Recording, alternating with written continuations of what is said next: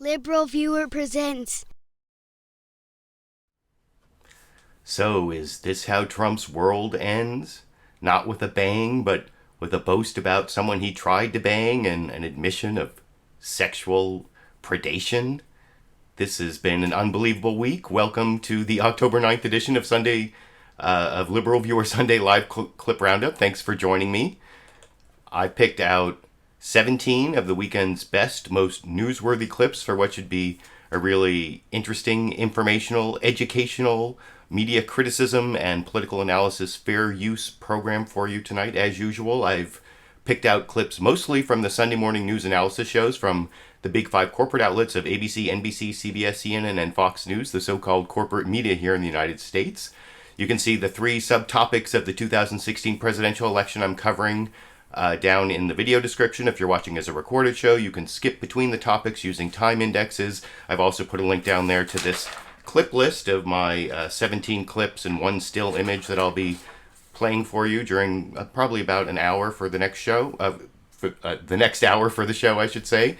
I was like so smooth at the beginning and then I messed up all the rest of it. But I guess that's the way the show goes with the three subtopics. The first big topic being, of course, the tapes that came out from Access Hollywood where Donald Trump was admitting to basically being a sexual predator, that he could get away with it because he's a star. He said, you know, they'll let you do anything. They'll even let you grab their... Oh, sorry, I guess I didn't have the audio on for that, so maybe you didn't hear what I said, but I will show you Bill Maher for the political comedy clip from HBO's Real Time with Bill Maher last Friday. His monologue was just about an hour, 2 hours after the news broke, so many people in the audience hadn't actually heard what Donald Trump said, so you'll hear people saying, whoa, and that's one of the most telling things about this breaking news is that from Friday is that this far into the campaign, with all the things that Donald Trump has already said, this is something that can still get an audience of people to go, whoa, when they hear about it for the first time, as many members of Bill Maher's audience heard about it for the first time last Friday here. And Trump says, you know, I'm automatically attracted to beautiful. I just start kissing them. I don't even wait. When you're a star, you can do anything. You can grab them by the pussy. This is what he says. Grab them by the pussy? Sounds like what Hillary did to him at the first debate.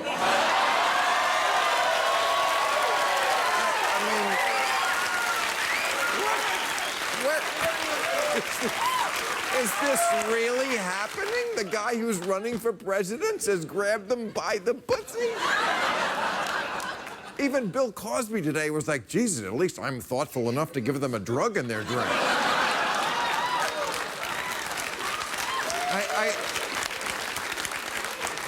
I cannot wait until the Sunday morning talk shows to see what the Trump surrogates are going to spin this into. Look, George, people are tired of Washington politicians who won't grab the voters by the pussy.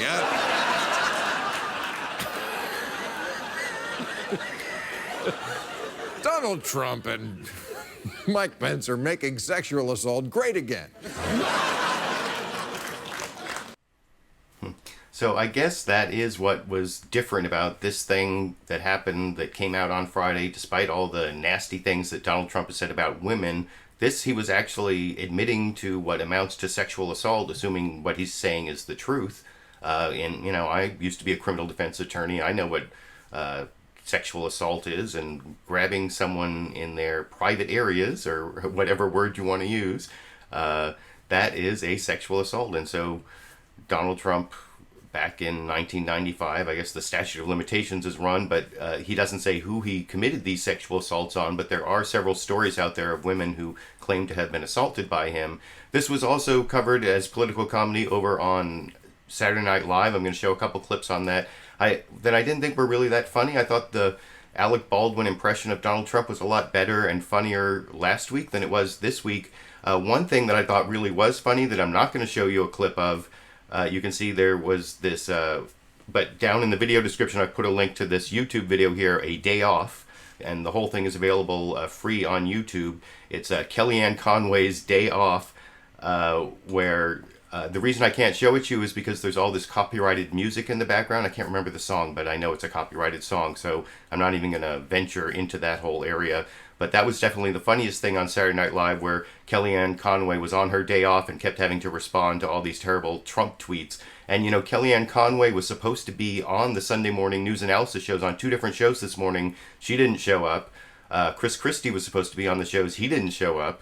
Reince Priebus, the head of the RNC, was supposed to be on shows. He didn't show up. The only one who showed up, did the full Ginsburg, all 5 shows, was former New York Mayor Rudy Giuliani, and I'm going to show a couple clips from him in a minute and talk about that. But first I want to show a couple clips from Saturday Night Live. First, this is from the cold open. I think this was the best part of what wasn't as good as last week, but was still pretty good, where here you see Donald Trump making an argument that I actually heard Rudy Giuliani make, but I will discuss it after you watch that clip over here.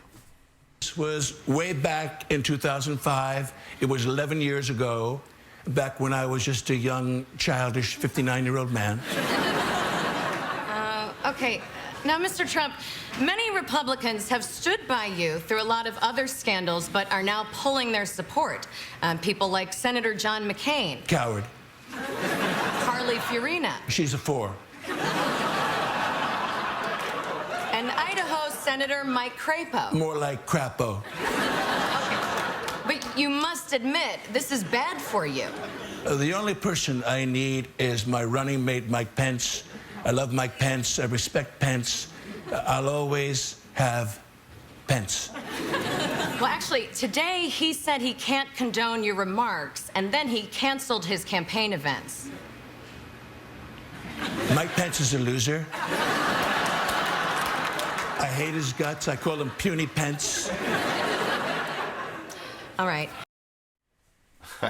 So there actually was one news story. I'm not showing some of the hearsay or the rumors that were reported on the Sunday morning shows, but one of the rumors that I did see that I'm not taking a clip for was that they're calling for Mike Pence to drop out, to withdraw as the vice presidential nominee, to put pressure on Donald Trump to drop out. And then there are other people who want Mike Pence to be the nominee and get Donald Trump to drop out. That's how bad this whole thing is playing, which I'll talk about a little more. But I want to show one more clip from Saturday Night Live before I get to the actual news clips. This is over on Weekend Update. I thought Michael Che and Colin Jost did a passable job on doing some jokes on this terrible revelation about Donald Trump admitting to be a sexual predator. And I thought Michael Che made a really good point, especially at the beginning of this clip that I will discuss after you watch it over here. I honestly thought Donald Trump had peaked on the wackadoo meter. Turns out he's got another gear. How is that even possible? Is he going for the record? This is like when Barry Bonds had an all-time great career and then did steroids. You started your campaign accusing Mexicans of being rapists. Now you're on tape explaining how you sexually assault women. The only way that could be more hypocritical is if you said it in Spanish. Trump tried to brush it off as just locker room talk. Which locker room? Penn State? And this isn't just how guys talk. It's not how humans talk. I don't even know if he knows how sex works. First base is kissing, and then you keep running right into the stands and just start grabbing genitals. And you know this isn't even the worst thing he's ever said. This is just the worst thing he said to Billy Bush while mic'd on an Access Hollywood bus. And those were some pretty good jokes. That's about as good as it got on Saturday Night Live last night in the clips that I picked out, other than that one Kellyanne Conway parody that I put a link down in the video description for you to watch with the copyrighted music in the background. But I did like Michael Che pointing out that Donald Trump started his campaign calling Mexicans rapists, and now he may be ending his campaign basically admitting to very rapey activity himself. And now I want to show you the way all 5 of the networks covered this explosive story this morning, starting with NBC's Meet the Press, where Chuck Todd basically had the most, catastrophic coverage, basically saying it is the end of Trump's campaign fairly clearly. And he even did it in 2 parts. First, he introduced it in a live segment, and then did this that was about 2 minutes long, and then about 3 minutes long of a pre-recorded segment also talking about how bad things were for Donald Trump. And I think this is the harshest criticism of Donald Trump, and the most the one that is pushing the idea that his campaign is over the most, from NBC this morning, starting with the live intro from Chuck Todd over here. 2005 hot mic recording of Trump's conversation with Billy Bush of Access Hollywood may well prove to be the type of October surprise that even Donald Trump can't survive. I moved on her, actually. You know, she was down in Palm Beach. I moved on her, and I failed. I'll admit it. Whoa. I did try and her. She was married. It's huge news there. No, Nancy. Yeah. No, this was marriages. And I moved on her very heavily. In fact, I took her out furniture shopping. She wanted to get some furniture. I said, I'll show you where they have some nice furniture. I took her out furniture. I moved on her like a but I couldn't get there. And she was married. And all of a sudden, I see her. She's now got the big phony. She's totally changed her look. I gotta use some Tic Tacs just in case I start kissing her. You know, I'm automatically attracted to beautiful. I just start kissing them. It's like a magnet. You just kiss. I don't even wait. And when you're a star, they let you do it. You can do anything. Whatever you want. Grab them by the. Hello, how are you? Hi. Trump, how nice are seeing you. Terrific. Pleasure to meet you. That was the words of the Republican presidential nominee, Donald Trump. He ended up releasing what he said was an apology late Friday night. And then yesterday he tweeted the following: "I will never drop out of the race, will never let my supporters down." Also yesterday, Trump's wife Melania put out a statement calling his words offensive. And then she went on: "I hope people will accept his apology as I have and focus on the important issues facing our nation and the world." Let's understand something. Trump was already likely to lose. The question now is, how much damage will this do to the Republican Party? Already a parade of Republicans has either condemned Trump's comments, withdrawn their support completely, or called on him to step down as the nominee altogether. Some are worried about their own prospects this fall. Others are simply disgusted with Trump's words. Even the makers of Tic Tac candies, which Trump referenced in that tape, said they found his comments and behavior to be unacceptable. Terrific. The 2000. And I'm going to show that next clip in just a minute, but that was the introduction, just the live introduction from Chuck Todd to his recorded video piece on the whole scandal. And you notice even just in that introduction, he's already saying, you know, Trump was already going to lose, and now it's just a question of how bad is it going to be for the Republicans when he loses, which seems to be, I mean, very predictive. That I'm not necessarily wrong. I think there's a good chance Chuck Todd is right there. It kind of depends on this debate tonight, which, by the way, I will be trying to do a debate clip roundup. That's one of the reasons I'm trying to hurry up this show, so that tomorrow, sometime in the 12 hours or so after the debate ends, I will do another live stream with my top clips from the debate, assuming that I can get some top clips from the debate. You know, it all depends on how the debate goes. But I think it's possible, not very probable, but possible, that Donald Trump could really show contrition and like bare his soul to the American people, and this could be a real turning point in the campaign for him. You know, if he wasn't who he is and he didn't have to act the way he's acted his entire life, you know, if that was something that was inside him, and I don't know, maybe he'll surprise me, maybe he'll surprise everyone. It's been a surprising campaign so far, but I don't think that's the way the debate's going to go, but who knows? That's the whole point I'm trying to make. Chuck Todd seems to know, and that was just his live intro. Here's his recorded piece where he shows several Republicans coming out against Donald Trump, and even this Republican pollster saying it's basically impossible for him to come back from this, trying to basically reiterate the point from the previous clip over here. Conversation with Billy Bush, then host of Access Hollywood, has sent the Republican Party reeling. RNC Chair Reince Priebus: "No woman should ever be described in these terms or talked about in this manner, ever." House Speaker Paul Ryan disinvited Trump to a Saturday event, calling the comments sickening. There is a bit of an elephant in the room. And it is a troubling situation. Senate Republican leader Mitch McConnell called on Trump to, quote, "apologize directly to women and girls everywhere." And Republicans in competitive elections rushed to condemn the comments, calling them offensive, inappropriate, outrageous, demeaning, disgraceful, indefensible, and impossible to justify. I think the presidential race is effectively over. The idea that he can resurrect his campaign based on this town hall debate is not going to happen. Republicans in tough races were the first to withdraw support, and the dominoes kept on falling. I can no longer endorse Donald Trump for president. I just can't do it. Step aside. Step down. I think it's degrading to our women, to our daughters, our granddaughters, to future generations. What it means for Republican candidates across the board is now they're going to have to run their own individual campaigns without the traditional help from the top of the ticket. Trump finally did apologize in a Facebook video late Friday night. I said it, I was wrong, and I apologize.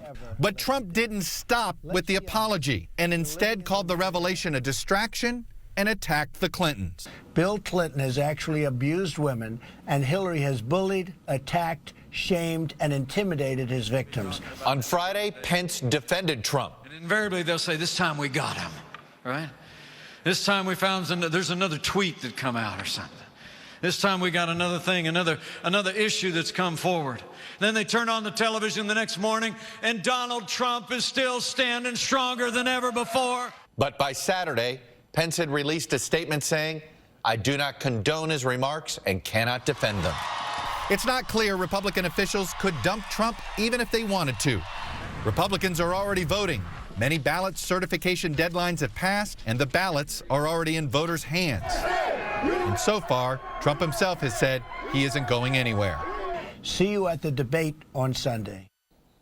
And joining me now is former New York City Mayor and Donald Trump supporter Rudy Giuliani. Mr. Mayor, welcome back. How are you, Chuck? Back to back here on Meet the Chuck? Press. I'm okay. Let me start with this. Definitively, is there any circumstance where Donald Trump would not show up to tonight's debate in St. Louis? Oh, no. He's showing up.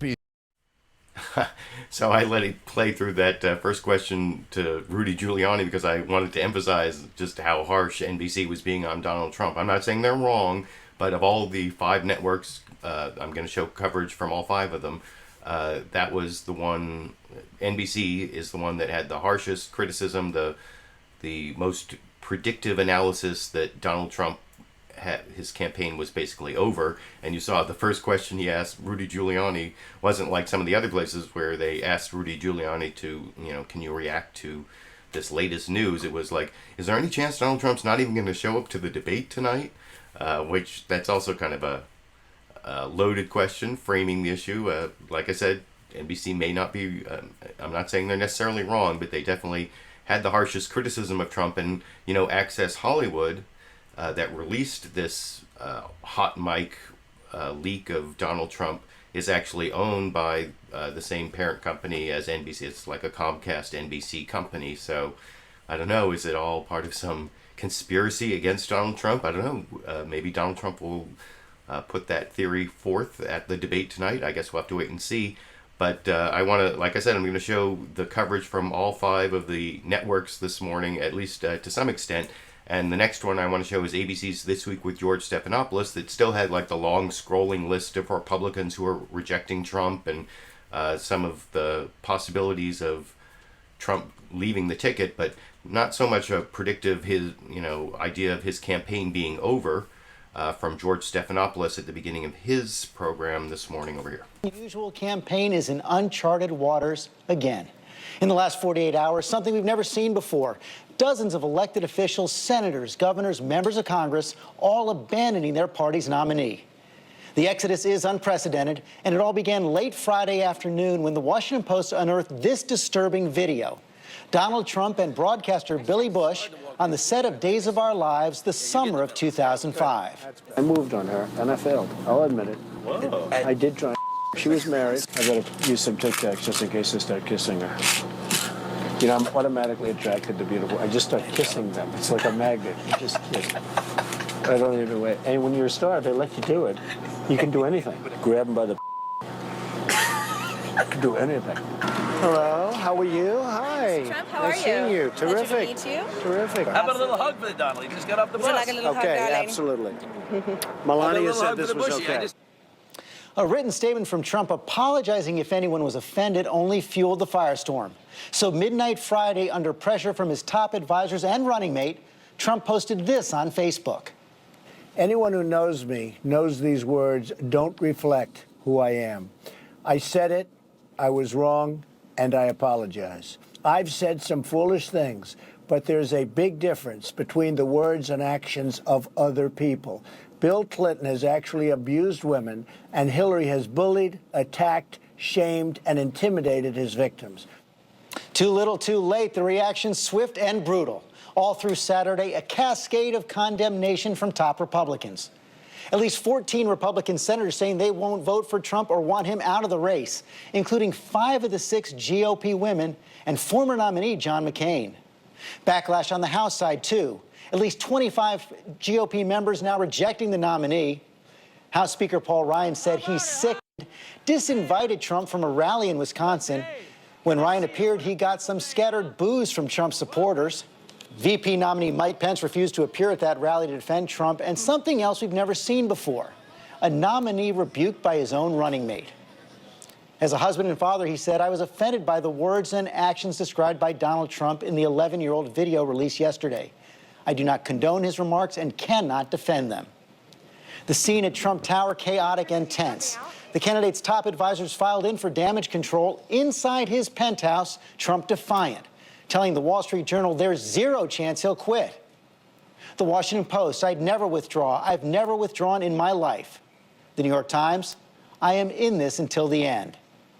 By early Saturday evening, after watching the crowds gather on cable TV, Trump went downstairs for a fix from his fans. We are covering all the angles of this breaking story this morning. Let's begin at the debate hall in St. Louis with John Carl. And John, this is being described by top Republicans as the worst crisis for the party since Watergate.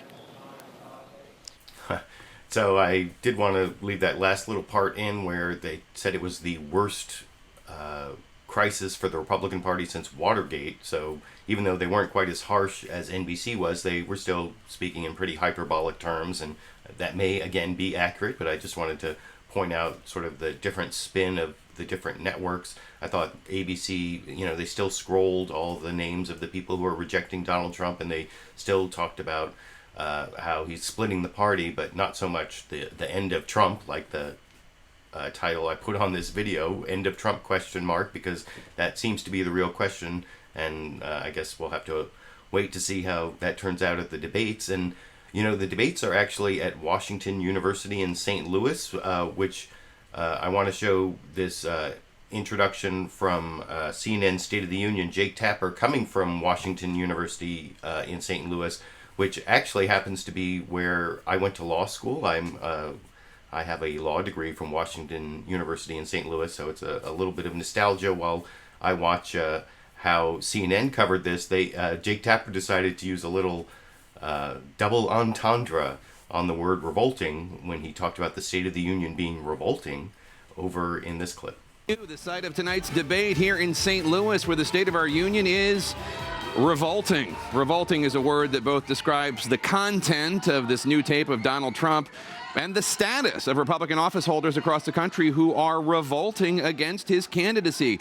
GOP leaders calling on their nominee to drop out just days before the election, an unprecedented move provoked by this leaked tape exposing Donald Trump's vile language about how he treats women. I gotta use some Tic Tacs just in case I start kissing her. I'm automatically attracted to beautiful. I just start kissing them. It's like a magnet. You just kiss. I don't even wait. And when you're a star, they let you do it. You can do anything. Whatever you want. Grab them by the I can do anything. We are now just hours away from what could be the most critical moment of Donald Trump's campaign as he takes the debate stage with Hillary Clinton right here on CNN. Her running mate, Tim Kaine, joined me for an exclusive. And I'm going to show a clip from Tim Kaine in just a minute, but I thought the CNN coverage there was more bare bones than the ABC coverage. Certainly didn't have the real predictive analysis from NBC that this was the end of the Trump campaign. I like the double entendre of the State of the Union being revolting. I don't know, I'm a big fan of double entendres, so maybe that's just my bias. And of course, like I said, I thought it was kind of interesting just watching the Washington University in St. Louis campus, because I haven't been there since the 1990s. And I was also reading the live comments along the way, and I saw one person criticizing me. This is Razzle Dazzle Baroque. saying that I am embarrassed to say the P word, and actually that's not true. That was just kind of a joke at the beginning that I was saying that I didn't want to say the word. Oh wait, how'd that happen? No, I can say the word pussy, but it was just a joke, and also it's kind of a joke on the whole YouTube advertiser-friendly guidelines. But of course, I'm talking about my cat. I just showed you a picture of my cat Dash there, so I just wanted to comment on that comment in the live comments, because the live comments, of course, help my fair use claim on using these corporate media clips, because it's not just my commentary on them, it's the live viewers commenting on them, and I noticed I had well over 200 live viewers already, so I guess that's a good sign. And next I want to move on to the CBS clip, where John Dickerson also did a 30-second sort of summary of Donald Trump's scandal. And what I like about this one is not only from Washington University, it's actually from the Washington University Law School Library, although looking at it, I have no memory of this structure for reasons I will explain after you watch that clip over here. From the library of the Washington University School of Law, I'm John Dickerson. It's been 2 days since the video of Donald Trump's disparaging comments about women surfaced in the Washington Post. The reaction has crippled the Trump campaign. At least 24 Republicans who had previously supported Donald Trump now say they will no longer support him. Some have gone further and urged him to step aside. Trump surrogate and former New York Mayor Rudy Giuliani joins us now from Trump Tower. So you can see CBS's Face the Nation in their introduction. They didn't even play the clips of what Donald Trump said, although they did actually show the clips later in the interviews. But I also was kind of surprised that I didn't recognize what the law school at Washington University looks like, having gone to law school there for my last 2 years. But then I remembered, I think they actually tore down the building where I went to law school right after I graduated, and they replaced it with this new law school that was funded by, of course, since it's St. Louis, Anheuser-Busch. I believe it's actually even called Anheuser-Busch Hall. But I guess, well, I don't know.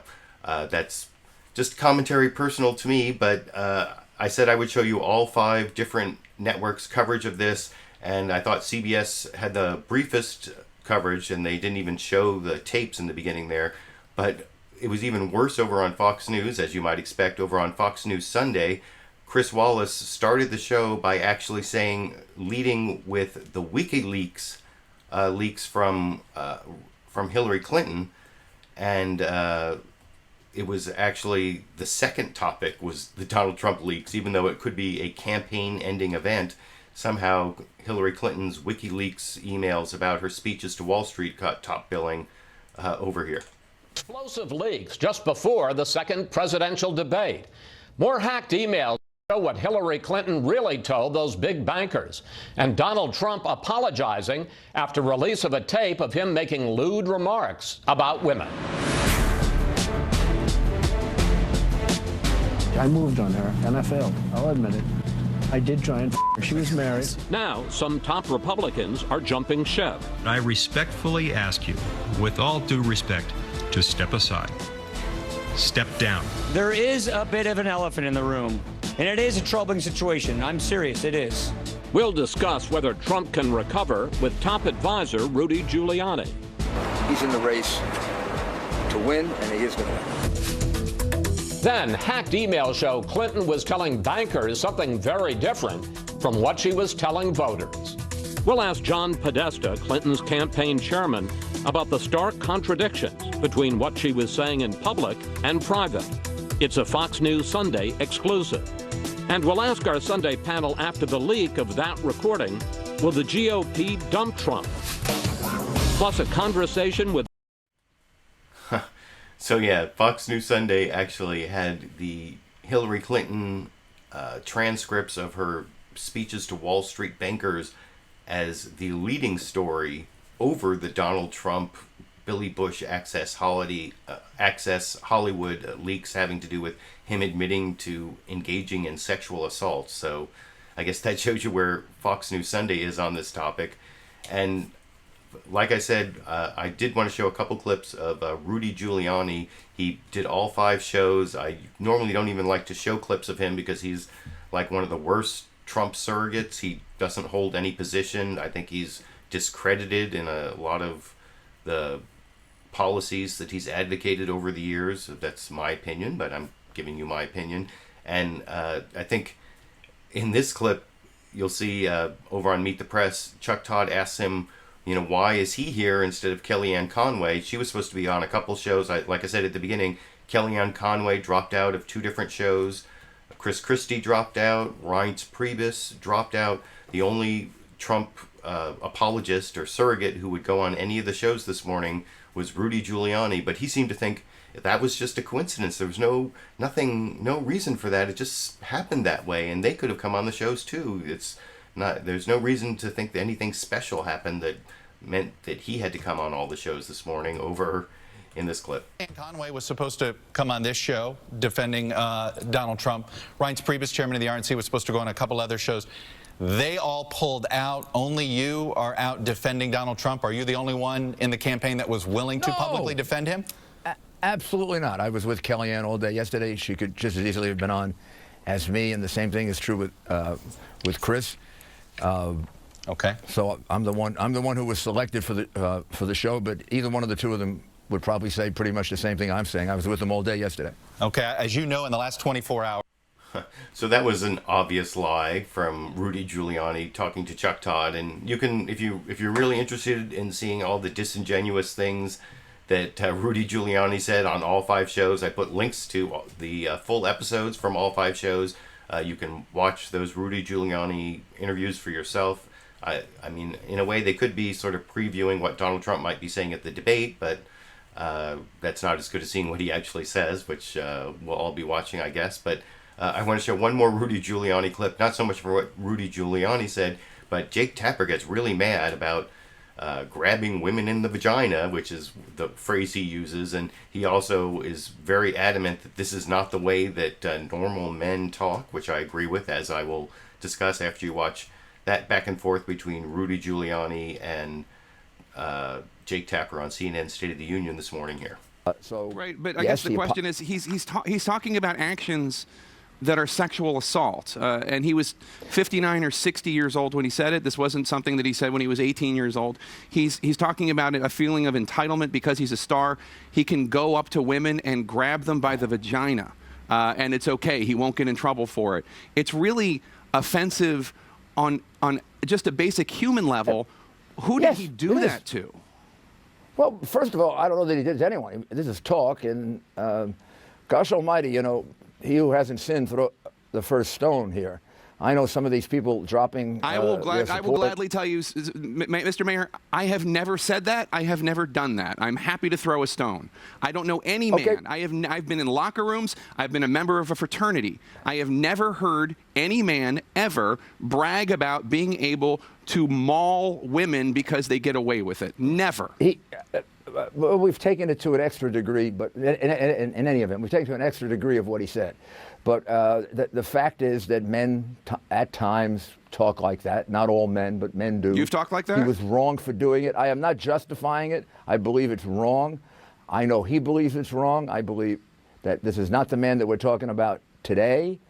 And maybe the reference to Bill Clinton and Hillary Clinton is the fact that you're really upset about this, but gosh almighty, there were an awful lot of things, particularly Hillary Clinton attacking the women who Bill Clinton sexually assaulted, sexually abused, and she was the leader of the attack against them. So maybe he felt that at least put in context the kind of anger that there would be at him.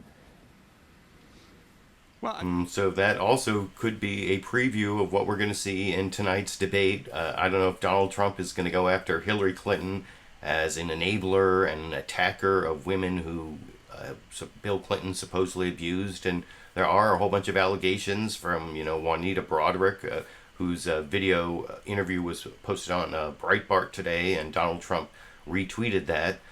So that could be something we're going to see in the debates. So that's the last clip I'm going to show on the whole leaked access Hollywood, grab them in the pussy controversy. But there were actually other controversies that would have been bigger from Donald Trump this week, and coverage of the vice presidential debate was almost non-existent. And so I want to show a couple different clips just on stories about the Donald Trump campaign that didn't really make it because this story was so big. And the first clip I want to show is Bill Maher talking about how Mike Pence, maybe he won the vice presidential debate by pretending that the person at the top of the ticket didn't even really exist, as I will discuss after you watch those monologue jokes from Bill Maher last Friday here. Mike Pence, interesting guy. The whole debate, first of all, Mike Pence denies evolution, denies climate change, and now denies the existence of Donald Trump. This is apparently, no, really. His whole strategy was to pretend we live in an age where a videotape has yet to be invented. Tim Kaine would quote Donald Trump verbatim about Mexicans, about Muslims, about Putin, about using nukes. And Mike Pence would say, Trump, you say? A Donald Trump. I know a Forrest Gump. I don't know a Donald... I don't think I know a Donald Trump. And by the way, if I did, he would never say those things you're quoting, even if he did exist, which he doesn't. Mike Pence has a bumper sticker now. It just says Pence +1.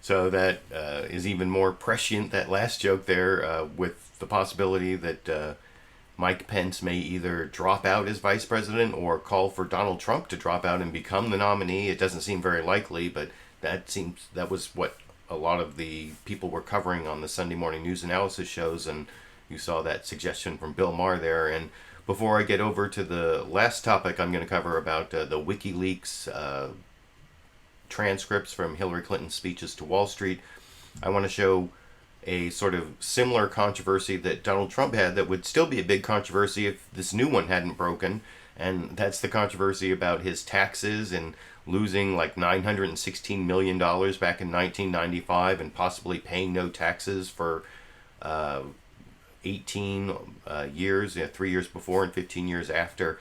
And Mark Cuban was talking about that, and he was talking about how he like screwed two different sets of people, but he missed a third set of people that Donald Trump also screwed, as I will discuss after you watch this clip from the panel on HBO's Real Time with Bill Maher talking about net operating losses, a tax law subject that I have researched a little to give you my opinion after you watch it over here.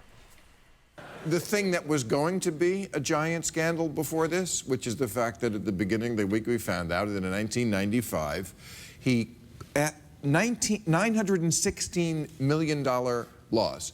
You're a billionaire, right. An actual billionaire. For real. Did they teach... I'm happy to say that. Good job. Did they teach losing $1 billion a year in business school? No, That's crazy. So first of all, when you look at that tax return, it shows he didn't have $1 billion in cash, right? You can work backwards from the amount of tax and interest that he earned and all that. So first, that means if he didn't have it, he didn't have it to lose, so he had to borrow it. So not only did he lose it, but he lost somebody else's money. I mean, well, that's how the fuck do you do that? Yeah, he's been doing that his whole life. You got to remember how he lost it. He lost it bankrupt in 3 casinos. I mean, that's a rigged deal. You're not supposed to. No, that's not how he did it, right? No, he actually took the loans that he got from somebody else for we don't know what, sold those loans because he had personal guarantees, sold them to the shareholders of those casinos. So not only did he fuck the people he borrowed the $915 or $1 billion from, he then fucked the casino shareholders who are little guys who are just trying to own a stock and make some money. So he got double the fun. And don't you think this reveals a kind of deeper systemic problem as well, right? The reason he's an idiot? That's definitely the case, but the reason he can do this is because we have a tax code that was written by lobbyists for rich people. No. And that is a fact. No. Let me get that out. No. You know, John... Wait, that's not true? That's definitely true. You don't have a tax code that was written for rich people? I know you're a rare, non-evil billionaire, but let's just admit the truth. I'm not defending him at all, but let me just say, I've taken net operating losses forward, right? I've used that opportunity, but let me tell you where I did it. I made an investment in companies that just didn't work out. And if you get rid of being able to carry forward a net operating loss, you're going to have people who would have taken chances that might not take those risks. And so while some of my companies didn't work, unlike Donald Trump, I have had more than 100 that have created more than 300 millionaires that have created a ton of jobs. So there is a value to it, but the way they did it for the real estate, that part was wrong. Now, Mark Cuban there, I think he's right about the whole net operating loss that it's a good tax law to allow entrepreneurs to take risks, and then if they don't pan out, then to offset future gains according to money they've lost in those important entrepreneurial risks. But I think the one missing point in that whole back and forth was that Donald Trump took a loss, but it was other people's money. He never actually paid off the banks for the loans that he lost. They wrote off the losses, but he still took it as a loss. And I believe at that time the tax code allowed that. It may have changed in I think possibly in 2003 or 2005. I tried to research it, but I didn't have time. But that's the one point that I think Mark Cuban missed there, is that he not only took the net operating loss, but it wasn't a real loss. He lost other people's money that he didn't have to pay back. So it was like a bogus scam to that extent. And so I wanted to show that. So that's the last clip on Donald Trump's scandals that I want to show. I have 4 clips here at the end. This is on the reports that came out, or the alleged transcripts from Hillary Clinton that came out on Wikileaks of her speeches to Wall Street bankers that supposedly show her saying things that might have lost her the primary if they had come out several months ago. I want to start off with a clip from Fox News Sunday. Here's John Podesta answering a question from Chris Wallace about one of these excerpts, although I think that they're missing an important point that makes it a little less egregious, which I will discuss after I show you that clip of Chris Wallace on Fox News Sunday confronting John Podesta, campaign manager for, or I can't remember, I think it's campaign manager or some close analog title for Hillary Clinton, talking about his emails that have been leaked by WikiLeaks over here. We will get to the Trump tape in a moment, but first we need to talk about these hacked emails from your private account. To go back in time, let's hear what Hillary Clinton was telling voters in New Hampshire last February. Anybody who knows me, who thinks that they can influence me, name anything they've influenced me on. Just name one thing. I'm out here every day saying I'm going to shut them down, I'm going after them, I'm going to jail them if they should be jailed, I'm going to break them up. But here's what Clinton told bankers about regulation at one of those Goldman Sachs speeches. How do you get to the golden key? How do we figure out what works? And the people that know the industry better than anybody are the people who work in the industry. So, John, what's her real view? Crack down on big money or kiss up to them? Well, Chris, I think we should take a step back and say how we got here, which is that the Russians, as the U.S. senior members of the U.S. government confirmed, have been hacking into Democratic accounts, and now they've hacked into my account. They put out documents that are purported to be from my account. But I think if you look at what she said in this campaign, to get to your question, I would just add, this should be of concern to everyone that the Russians are trying to influence our election. But I'll answer your question directly, which is that she said all throughout this campaign she will crack down on Wall Street. She said it there's nothing that she hasn't said in private that she doesn't say in public. She's put forward the most aggressive Wall Street plan of any candidate, really. She stands behind Dodd-Frank. Donald Trump wants to rip it away. She won't let Wall Street wreck John, Main Street again. What are we to make of the fact that she says in private that the people who know the industry best in terms of regulation are the people who work on Wall Street? That's hardly a revelation. I mean, I think people on Wall Street know how to game the system. What she wants to do is crack down on the system, make sure that there's no institution that's too big to fail and there's no person that's too big to jail. So I think she's put forward very comprehensive ideas about that, how to reduce the size of big banks, and that's why Bernie Sanders Stephanopoulos yesterday, after looking at those transcripts, said that he stands behind her, what they worked together to produce in the Democratic platform, and that's what she'll do as President of the United States. And there's nothing big and exceptional in there. Well, I mean, the question, it's sort of like what Donald Trump says. He's the one to handle the tax system because he knows how to game it. Let me ask you about another one. I like the way Chris Wallace referenced back to Donald Trump's taxes there. That actually seemed like a very non-Fox News thing to do. And actually, it's when I introduced that clip, I said that it was going to have a quote out of context in it that I was going to criticize, but that's actually the next clip from Fox News.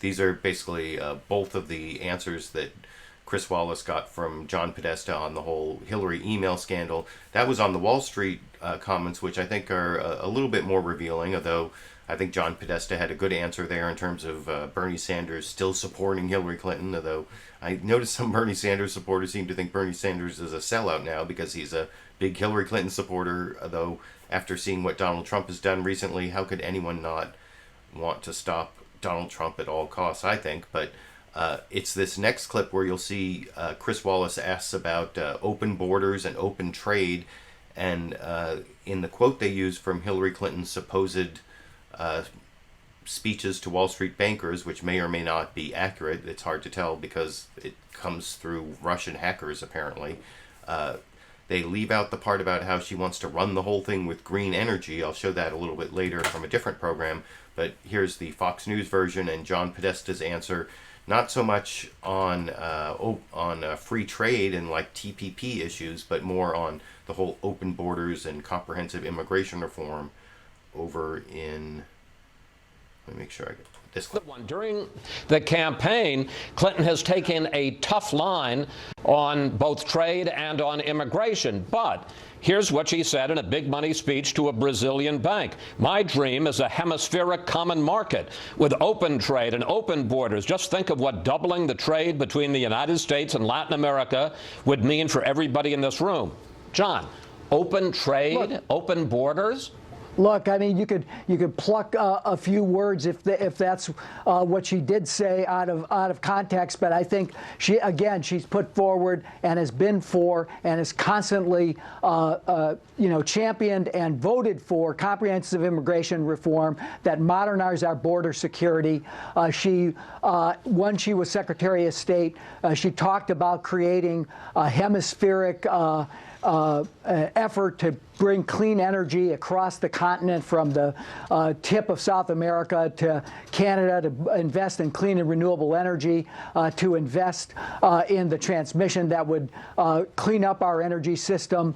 And I think that she's constantly talked about that. She had an initiative when she was Secretary of State to do that. So you got to look at the context of some of these remarks. But John, I think when you look at what she said about immigration, she's for comprehensive immigration reform that takes people out of the shadows, emphasizes family unity, but also modernizes our border security. But John, so this you gets can take to a the word heart. here and a word this there. Gets to the heart of people's concerns about Hillary Clinton. I want to take an excerpt from another one of her speeches. As she said, you need both a public and a private position. The question is, when you see the speeches and then you see what she's saying on the campaign, and sometimes they're diametrically opposed, what's her real position?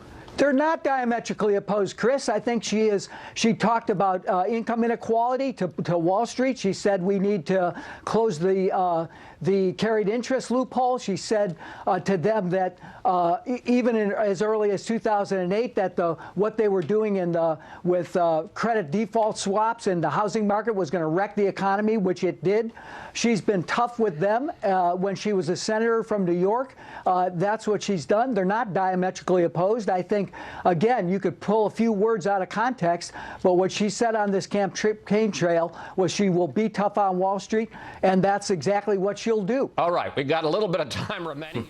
So I think when John Podesta in that last part of the clip says that the quote was taken out of context, in that case, especially for the first thing about the open borders and open trade, I think was kind of taken out of context because there's another part to the quote where she says she wants it all run on green energy that Fox News, like I've seen in all the coverage, they pretty much cut it out. And I'm going to show the next clip is from ABC's This Week with George Stephanopoulos, where George Stephanopoulos asked a similar question to Donna Brazile, who's now the interim head of the Democratic Party, and she actually, I think, did a better job of answering the question than John Podesta did in those last two clips, because she concentrated mostly on the material that's been leaked possibly being bogus, and that's definitely true, but she also talked pretty extensively about how the Russian hacks mean that we should be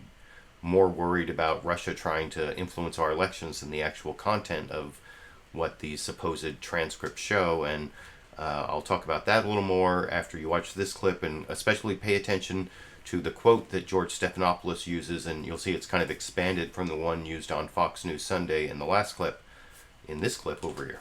That I think is true. Had this story not broken on Friday afternoon, today we'd be spending a lot more time on those emails that were released on Friday. John Podesta, the chairman of Hillary Clinton's campaign, emails talking about those speeches she gave to private groups back before she started to run for president, including one where she talked about, this was one excerpt of the speech, "My dream is a hemispheric common market with open trade and open borders sometime in the future, with energy that is as green and sustainable as we can get it, powering growth and opportunity for every person in the hemisphere. Open trade, open borders." This is the kind of thing that had this come out, as he pointed out, Mr. Giuliani pointed out, had this come out during the primary race with Bernie Sanders, this would have been devastating to Hillary. I was with Bernie the other day when some of this WikiLeaks stuff came out, and Bernie Sanders went out there to tell voters in New Hampshire that he's with Hillary Clinton, Senator Tim Kaine. George, when you see something postmarked from Russia, you should be afraid to open up the document. But these are legit, aren't they? I don't know. I refuse to open these documents. I refuse to allow a foreign government, foreign companies to interfere and meddle and manipulate information. So I don't know if it's true or not true, but I could tell you what she's been saying in public about trade, what she's been saying in public about Wall Street, what she's been saying in public about immigration reform. I have no idea of those documents. They have been, as you know, selectively leaking and manipulating documents. Postmark, the United States government finally acknowledged that that the Democratic Party, Democratic institutions have been hacked, and I don't trust anything So I see. you don't believe these are actually the excerpts of the speeches? Let me just say something, George. As you well know, the reason why Secretary Clinton's speeches became a topic in the primary is because she released her taxes. Donald Trump has not released his taxes. So I believe that information I don't know, George. I refuse to open them up. And I've asked the staff at the DNC and all our Democratic allies, don't open up that crap, because it's postmarked from Russia. We've seen these reports now that So, like I said, I think Donna Brazile did the best job of tainting these WikiLeaks releases as coming from Russian hackers, and don't even open them because they're so tainted that, I don't know, that might be a little overboard, having come through the WikiLeaks system, but it isn't necessarily accurate transcripts. There's no way to know for sure, and especially if they're coming through Russian hackers, it's going to be a long time. I think it's going to be after the election till we really know where all this stuff came from and how accurate it is, and that's kind of sad. But before I leave this topic, I want to show one more clip of a Hillary Clinton surrogate trying to answer these WikiLeaks speech excerpts. I was criticizing Fox News Sunday earlier for only showing the part of the open borders quote that talked about open borders and open trade, but not how it was all going to be run by green energy like ABC showed in that last quote, or that last clip. But actually over on CNN's State of the Union, Jake Tapper did basically the same thing when he was talking to Democratic vice presidential nominee Tim Kaine. And one of the things I thought was kind of weird over on the Fox News Sunday clip when they were talking about open borders and open trade is they pretty much only talked about the open borders question. They didn't even really talk about the open trade. And here Jake Tapper makes the same mistake that Fox News Sunday host Chris Wallace did in using the abbreviated quote that doesn't mention being powered by green energy. And Tim Kaine actually calls him on it. But then Jake Tapper makes sure that he gets Tim Kaine to respond to the trade issue and the immigration issue in the final clip I'm going to show for the broadcast tonight. Over here. Let's turn to the latest revelations from WikiLeaks. We finally got a glimpse at excerpts from those famous paid speeches by Hillary Clinton that Bernie Sanders wanted released during the Democratic primaries. In one of them, in a closed-door 2013 speech to a Brazilian bank, Secretary Clinton said this, take a look, quote, "My dream is a hemispheric common market with open borders sometime in the future." Is that her dream? Is that what she wants? Open borders, an open market? Yeah, Jake, I'm glad you asked it that way, because I don't think we can dignify documents dumped by WikiLeaks and just assume that they're all accurate and true. Anybody who hacks in to get documents is completely capable of manipulating them. But you asked the question about what is her position on policy. Hillary's position on policy, on markets and trade is very plain, which is we'll do trade deals, but only if they meet three criteria. Do they increase American jobs? Do they increase American wages? And are they good for national security? And if they are, and if we can enforce them, then trade deals are okay. But if they're not, we can't embrace them. And as you know, when Hillary was a U.S. Senator, she voted for some trade deals when they met her standards, but she voted against others when they didn't. We're going to fight so that the only trade deals we'll contemplate are ones that have the high standards that she set out. Right, but Senator, I mean, first of all, are you disputing the accuracy of this? Did Hillary Clinton not say to these Brazilian bankers that she had this dream? Jake, I have no way of knowing the accuracy of documents dumped by this hacking organization. But I think it is really important. This hacking has been connected, much of the hacking has been connected to the Russian government. Yesterday, the Director of National Intelligence indicated that this kind of hacking has been traced directly to the Russian government, and there is a direct intent to influence the outcome of an American election. If that is in fact true, you cannot accept as gospel truth everything that they might put in a document. But you didn't ask about the document. You asked me what Hillary Clinton's position was. Right, that's fair. Is this document then, is it accurate? Did she tell Brazilian bankers that I have her no dream is a way of hemispheric- knowing that. I have no way of knowing. Well, you could ask her. But the documents are in the thousands. I haven't asked her. But you asked me about her position on trade, and her position on trade is very clear. What about her position on borders? She says her dream in this document, her dream is a hemispheric common market with open borders. Is that something that in the Clinton-Kaine administration we would see, open borders? We believe in comprehensive immigration reform that would, with the pillars that we've described, where we would have more border security. Jake, as you know, I voted for significant investments in border security in June of 2013 and continue to believe that's part of a comprehensive immigration reform plan, along with the value of keeping families together and providing a path to citizenship for those who work hard, play by the rules, and pay taxes. All right, Senator Tim Kaine, thank you so much. We always appreciate you coming. So that was the last clip I wanted to show you. Senator Tim Kaine responding to the open borders WikiLeaks transcript of Hillary Clinton's speeches to Wall Street bankers, where she said she was for open borders and open trade, and she wanted it in the Western Hemisphere and wanted it all powered by green energy. I actually, of the quotes that are in there, that's the one that I think is least egregious, and I thought Tim Kaine did a fairly good job of answering both the trade issue and the comprehensive immigration reform issue. Jake Tapper showed that same abbreviated quote that didn't mention green energy like Fox News did, but at least he covered both the trade and the immigration issues, so I'll give him credit for that at least.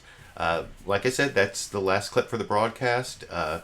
I will be back hopefully in the next 12 hours with a debate clip roundup, assuming that there are some memorable moments from the debate, and it seems like this has got to be some sort of ultimate surreal debate of all time for presidential campaigns. I don't know, but we'll see that in under 90 minutes now, so I'll be back with the debate clip roundup. If you want to support my videos, there are two ways you can do that.